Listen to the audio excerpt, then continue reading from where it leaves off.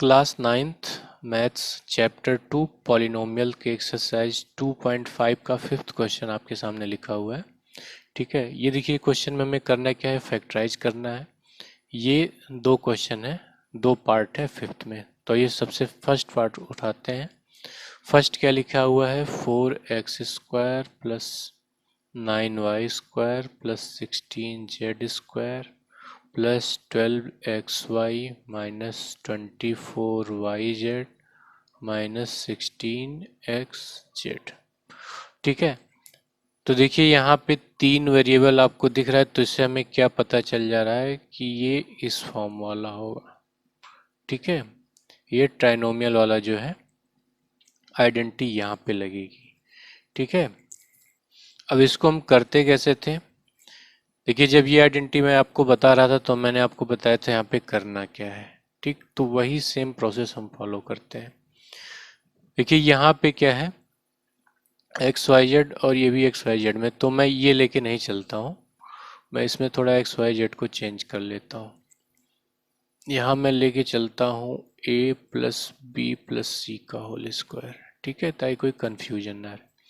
देखिए शुरू के जो थर्ड टर्म आते हैं इसके एक्सपेंशन में क्या होते हैं, इन्हीं तीनों के स्क्वायर होते हैं, यानी A² plus B² plus C²।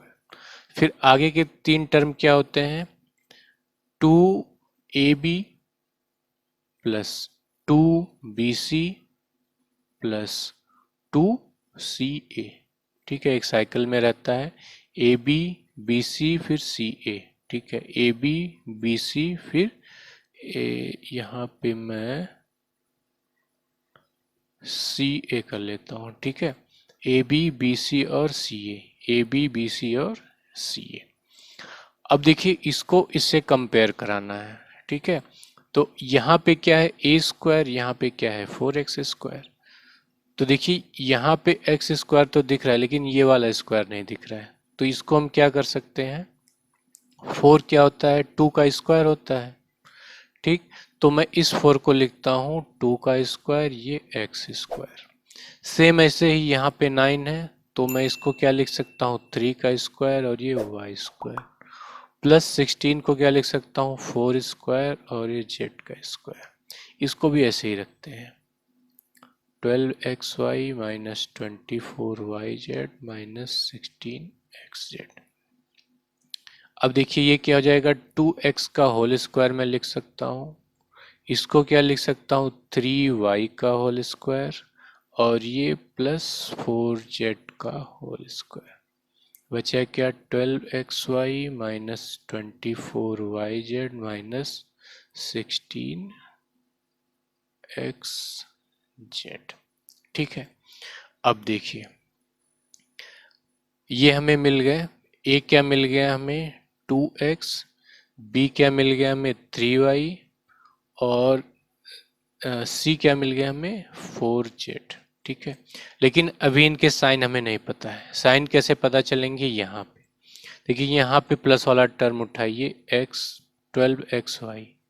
ठीक है, ये प्लस में है, इसका मतलब क्या हुआ, या तो ये दोनों पॉजिटिव होंगे यानी x और y। ठीक है, ये दोनों ही पॉजिटिव होंगे या ये दोनों ही नेगेटिव होंगे। दोनों क्या होंगे, नेगेटिव होंगे। क्यों, क्योंकि देखिए अगर पॉजिटिव है तो मल्टीप्लाई करने पे तभी तो यहाँ पे प्लस आ रहा है, और अगर नेगेटिव है तो भी ये भी नेगेटिव ये भी नेगेटिव, मल्टीप्लाई करने पे प्लस आ जाएगा। यानी कहने का मतलब क्या हुआ कि ये जो x वाला है और ये जो y वाला, या तो दोनों पॉजिटिव लेना है या दोनों को नेगेटिव लेना है। ठीक है, तो x वाला या तो पॉजिटिव लेना है, x और y कहा गया ये y। ठीक है, इन दोनों को पॉजिटिव लेना है या फिर इन दोनों को नेगेटिव लेना है। अब मैं पॉजिटिव लेके चल रहा हूँ तो ये क्या हो जाएगा, नेगेटिव हो जाएगा। ठीक है, तो ऐसा क्यों किया, क्योंकि देखिए यहाँ पे माइनस साइन हमें दिख रहा है। ठीक है, इस वजह से हमें यहाँ साइन भी देखना पड़ेगा। ए बी और सी तो हमने निकाल लिया लेकिन साइन नहीं पता था हमें कि साइन क्या है इनका। तो साइन कैसे हमने पता लगा, ये पॉजिटिव वाला टर्म उठाया। ठीक है, पॉजिटिव का मतलब क्या हुआ, यहाँ पे x और y दोनों पॉजिटिव होंगे तभी तो मल्टीप्लाई करने पे यहाँ पे क्या आया है, प्लस आया है। या फिर ये दोनों x और y वाले जो हैं टर्म आपके, ये x और y वाले ये दोनों नेगेटिव होंगे। ठीक है, तो दोनों अगर नेगेटिव हो जाते हैं तो क्या आ जाएगा, ये 12xy प्लस आ जाएगा। ठीक, अब दूसरी चीज़ क्या है, अगर इन दोनों को हम पॉजिटिव ले ले रहे हैं तो ये तो नेगेटिव रखना ही पड़ेगा। ठीक है, अगर इसको नहीं नेगेटिव रखेंगे तो ये दोनों नेगेटिव कैसे आएंगे। और अगर इन दोनों को हम नेगेटिव लेके चलते तो इसको पॉजिटिव रखना ही पड़ता। क्यों, क्योंकि जब सब नेगेटिव हो जाते हैं तो ये फिर से पूरा का पूरा पॉजिटिव हो जाता। ठीक, तो ये कॉम्बिनेशन हमारे पास आ गया है। ठीक है, ए हमें पता लग गया +2x है, बी क्या है +3y है, और सी क्या है -4z है। ठीक है, तो अब हम यही करते हैं, क्या करते हैं, यहाँ पे एक लाइन छोड़ते हैं और ये लिखते हैं 2x + 3y - 4z का स्क्वायर। अब इसको ऊपर एक्सपेंड कर लेते हैं, यहाँ पे क्या हो जाएगा 2x का स्क्वायर प्लस 3y का स्क्वायर। देखिए यहाँ पे मैं ट्रिक यूज कर रहा हूँ जो मैंने आपको बताया था। फिर यहाँ क्या होगा -4z का स्क्वायर प्लस आगे क्या आते हैं 2ab, यानी पहला और दूसरे का मल्टीप्लाई और 2। ठीक है, यानी 2 इंटू पहला क्या है 2x, दूसरा क्या है 3y, फिर क्या आता है 2bc यानी सेकंड और थर्ड, प्लस 2 इंटू सेकेंड क्या है 3y, थर्ड क्या है -4z। फिर देखिए थर्ड वाला क्या आता है 2ca, 2c कितना है -4z और a कितना है 2x। ठीक है, ये हो जाएगा आपका सॉल्यूशन। लेकिन एक चीज़ यहाँ पे हम क्या करते हैं, एक बार चेक कर लेते हैं इसको मल्टीप्लाई करने पे क्या यही आ रहा है। ये 2 इंटू 2 4, 4 इंटू 3 12 आ गया और बचा क्या XY। फिर यहाँ पे देखिए यहाँ सिंगल एक माइनस है, इसकी वजह से ये पूरा माइनस हो गया। मल्टीप्लाई करने पे 2 इंटू 3 6, 6 इंटू 4 24, बचा क्या YZ, सेम है। ठीक है, कोई गड़बड़ी नहीं यहाँ पर। फिर देखिए यहाँ पे ये भी अकेला क्या है माइनस है, तो यहाँ माइनस आ गया। फिर मल्टीप्लाई करते 2 इंटू 4 क्या हो जाएगा 8, और 8 इंटू 2 क्या हो जाएगा 16, 16 आ गया। बचा क्या ZX। ठीक है, Z और X। ठीक, यानी हमने यहाँ पे जो किया है ये सब सही है। इसको हम फैक्टर फॉर्म में लिख सकते हैं 2x + 3y - 4z, और फिर क्या हो जाएगा वही सेम 2x + 3y - 4z। ठीक है, ये होल स्क्वायर था, इसको फैक्टर फॉर्म में लिख दिए, यानी ये मल्टीप्लाइड बाई ये। ठीक, तो चीज़ें तो आपको समझ में आ गई होंगी, लेकिन एक बार फिर से बता देता हूँ मैं। देखिए हमने क्या किया, सबसे पहले ये ABC निकालने की कोशिश की हमने यहाँ पे इसकी हेल्प से।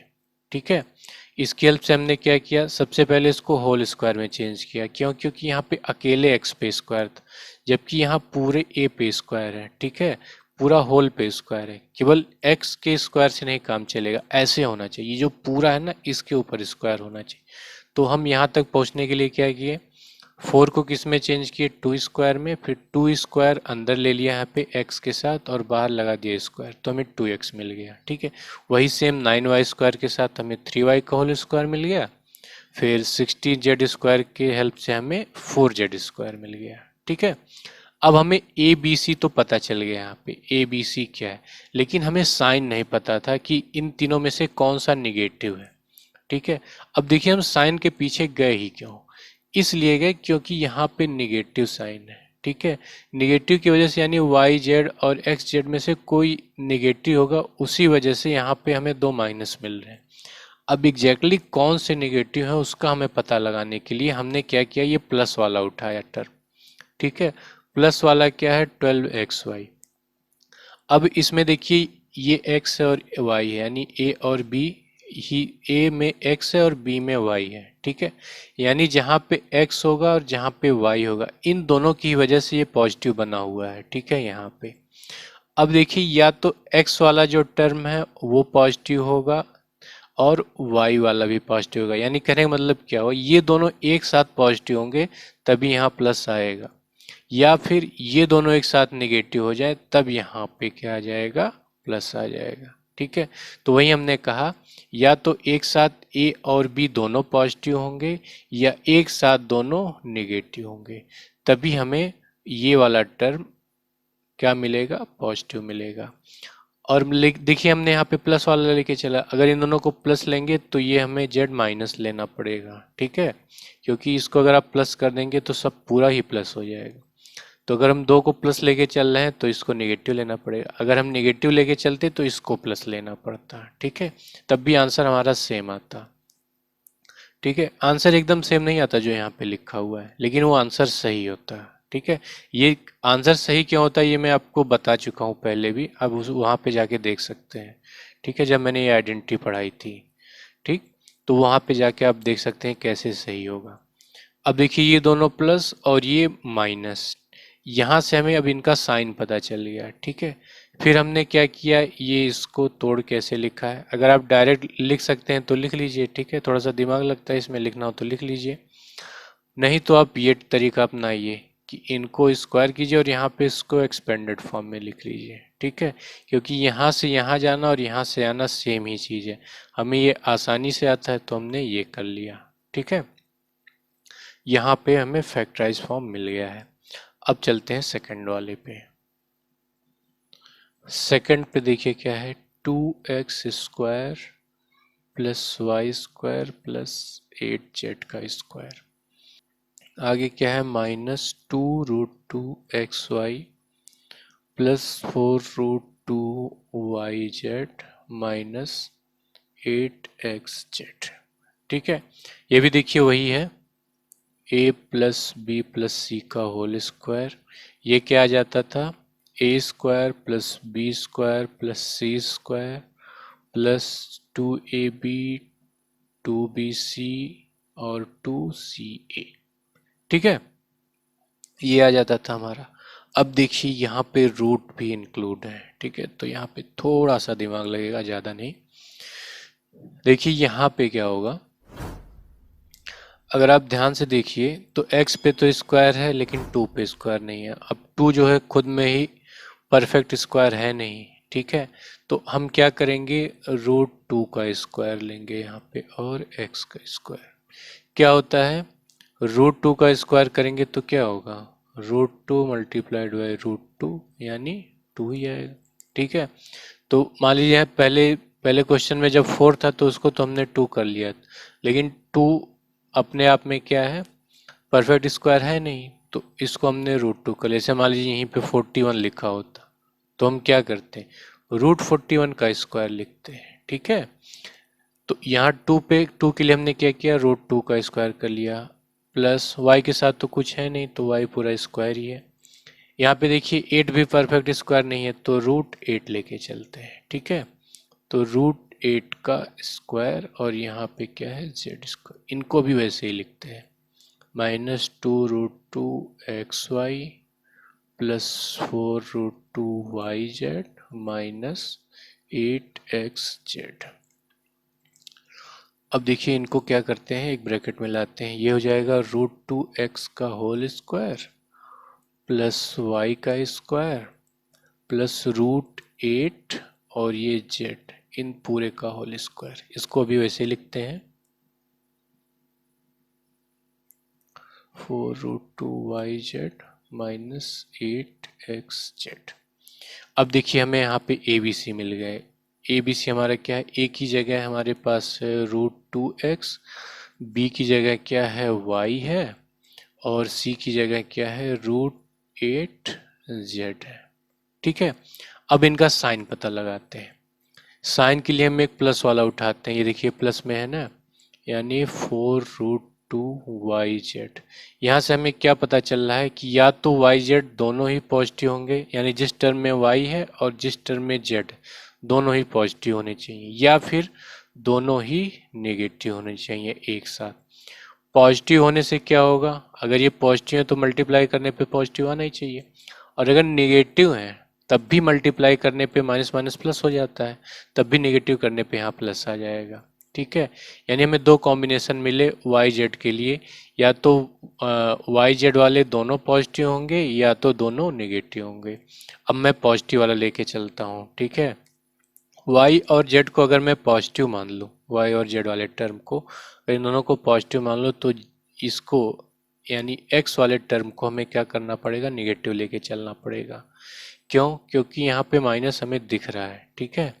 माइनस अगर इसको भी पॉजिटिव ले लेंगे तो सब तो पॉजिटिव ही आने चाहिए थे, लेकिन यहाँ पे दो नेगेटिव है, तो अगर इस दोनों को मैं पॉजिटिव लेके चलना हो तो एक तो मिनिमम किसी हालत में मैं नेगेटिव लेना ही पड़ेगा, ठीक है।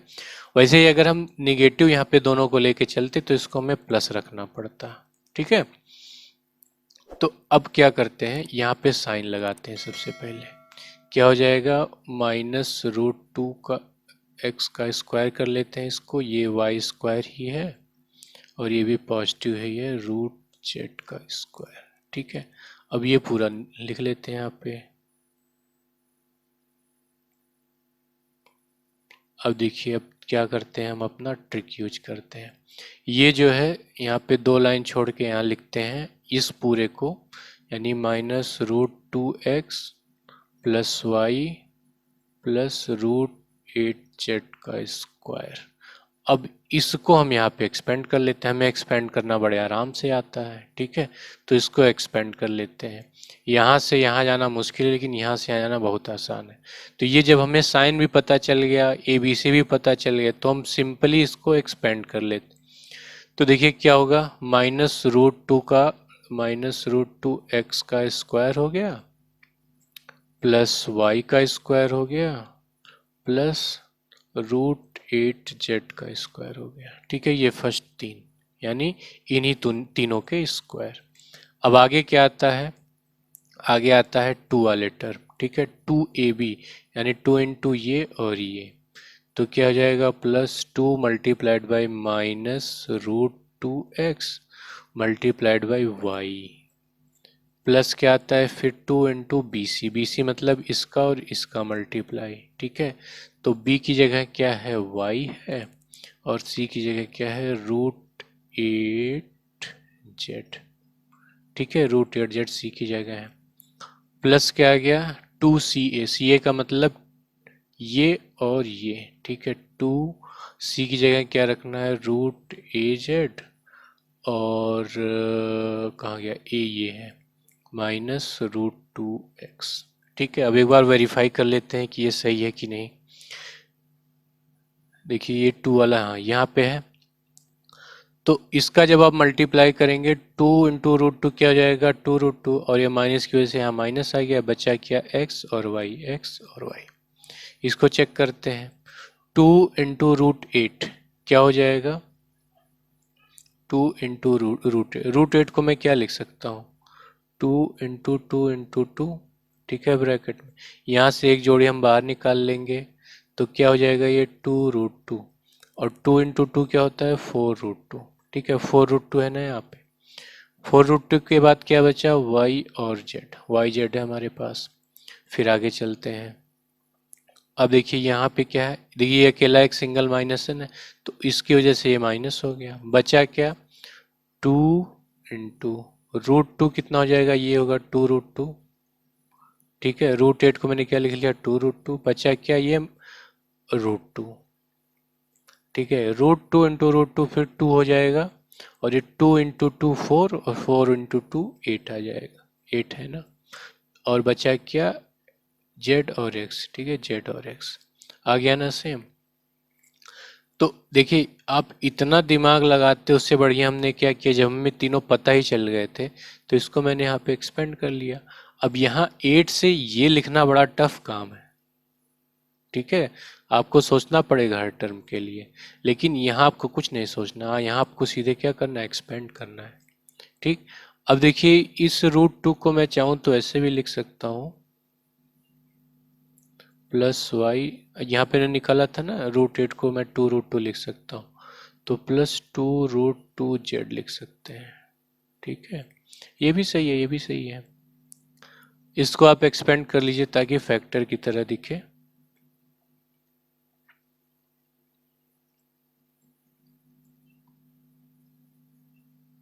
-√2x plus Y plus 2√2z, ठीक है। ये आपका फैक्टर की तरह हो गया, ठीक। तो इसका ऐसे आएगा, ठीक है। तो ये अगर आप ये वाली ट्रिक यूज करेंगे ना, यहाँ से यहाँ वाली, तो आपके लिए बहुत आसानी होगी। और ये जो साइन निकालना है ये भी मैंने आपको बता ही दिया, ठीक है। साइन भी आपको तभी निकालना है जब इसमें से कोई दो निगेटिव हो, ठीक है। और अगर वैसा नहीं है तो सिंपल यहाँ से आप ABC आपको मिल जाएगा, फिर यहाँ पे ABC रख के यहाँ पे आ जाइए, ठीक। तो ये हो गया आपका 5th क्वेश्चन। तो फ्रेंड, मैं आशा करता हूँ कि आपको ये लेक्चर पसंद आया होगा। अगर पसंद आया है तो वीडियो को लाइक कीजिए और अपने फ्रेंड्स के साथ शेयर भी कीजिए। अगर कहीं कोई डाउट रह गया हो तो आप नीचे कमेंट सेक्शन में क्वेश्चन भी पूछ सकते हैं, मैं जल्दी से जल्दी रिप्लाई करने की कोशिश करूँगा। और एक रिक्वेस्ट है कि आप चैनल को सब्सक्राइब कीजिए और बेल आइकन को ज़रूर प्रेस कीजिएगा, ताकि आपको हमारे चैनल से नए लेक्चर के रेगुलर अपडेट्स मिलते रहें। तो मिलते हैं अगले लेक्चर में, तब तक के लिए धन्यवाद। Thanks for watching.